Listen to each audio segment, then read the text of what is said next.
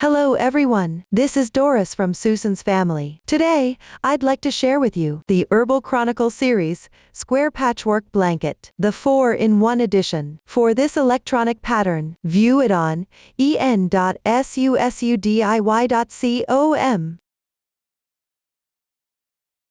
This blanket is made up of 6 different motifs. First, make all the small motifs. Then, make the large motifs.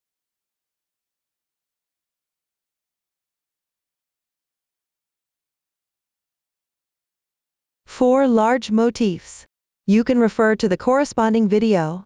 For the remaining small motifs, sewing and edging, refer to any one of the videos to complete. Arrange the motifs according to the joining diagram, or arrange them based on your own preference. Be mindful. The number of rounds for the border of this blanket is fixed. Up to this point, the making method for this blanket has been fully explained. If you have any questions during the process, don't hesitate to reach us via our website. Susan's Family, one stitch at a time, supporting your handwork experience, sharing the joy of life. Thank you for watching. See you in the next episode.